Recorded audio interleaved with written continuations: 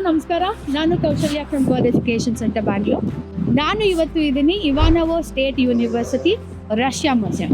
ಇದೊಂದು ತುಂಬಾ ಹಳೆ ಯೂನಿವರ್ಸಿಟಿ, ರಷ್ಯಾದ ಸೆಂಟ್ರಲ್ ಭಾಗದಲ್ಲಿ ಬರುತ್ತೆ. ಮಾಸ್ಕೋ ಇಂದ ಜಸ್ಟ್ 3 ಕಿಲೋಮೀಟರ್ ದೂರ. ನಾವಿವತ್ತು ಇಲ್ಲಿ ಬಂದ್ವಿ. ಇರುವಂತ ಮೆಡಿಕಲ್ ಎಜುಕೇಶನ್ಗೆ ಬೇಕಾಗಿರುವಂತ ಯಾವ್ಯಾವ ತರ ಫೆಸಿಲಿಟೀಸ್ ಇದೆ, ಹಾಸ್ಟೆಲ್ ಆಗಿರ್ಬೋದು, ಯೂನಿವರ್ಸಿಟಿ ಕ್ಯಾಂಪಸ್ ನ ನಾವು ವಿಸಿಟ್ ಮಾಡಿದ್ವಿ. ಇಲ್ಲಿ ಕ್ಯಾಂಪಸ್ ಹೇಗಿದೆ, ಅನಾಟಮಿ ಲ್ಯಾಬ್ ಆಗಿರ್ಬೋದು ಅಥವಾ ಕ್ಲಾಸ್ ರೂಮ್ಸ್ ಆಗಿರ್ಬೋದು, ಬೇರೆ ಎಲ್ಲಾ ರೀತಿಯ ಫೆಸಿಲಿಟಿಗಳು ನೋಡಿದ್ರೆ ನಮ್ಮ ಇಂಡಿಯನ್ ವಿದ್ಯಾರ್ಥಿಗಳು ಬಂದು ಓದ್ಲಿಕ್ಕೆ ತುಂಬಾ ಅನುಕೂಲ ಆಗಿರುವಂತ ಯೂನಿವರ್ಸಿಟಿ. 5 ಮಿನಿಟ್ಸ್ ಡಿಸ್ಟೆನ್ಸ್ ಅಲ್ಲಿ ನಿಮ್ಗೆ ಹಾಸ್ಟೆಲ್, ಲೈಬ್ರರಿ, ಯೂನಿವರ್ಸಿಟಿ, ಹಾಗೆ ಹಾಸ್ಪಿಟಲ್ ಕೂಡ ಇಲ್ಲೇ ಹತ್ರದಲ್ಲಿದೆ. ಮಕ್ಕಳಿಗೆ ಓಡಾಡ್ಲಿಕ್ಕೆ ಯಾವ್ದೇ ರೀತಿ ಬಸ್ ಹಿಡಿಬೇಕು ಅಥವಾ ಬೇರೆ ಬೇರೆ ರೀತಿನಲ್ಲಿ ಅವರು ಟ್ರಾನ್ಸ್ಪೋರ್ಟ್ ಅರೇಂಜ್ ಮಾಡ್ಕೋಬೇಕು, ಕ್ಯಾಬಲ್ಲಿ ಹೋಗ್ಬೇಕು, ಆ ತರ ಟೆನ್ಷನ್ ನಿಮ್ಗೆ ಇಲ್ಲ. ಅಲ್ಲಿ ಕಾಣ್ತಿದೆಯಲ್ಲ, ಅದೇ ಹಾಸ್ಟೆಲ್ ಬಿಲ್ಡಿಂಗು. ಈ ಹಾಸ್ಟೆಲ್ ಬಿಲ್ಡಿಂಗ್ ಏನಿದೆ just 3 to 4 minute walking distance ಅಲ್ಲಿ ಇದೆ.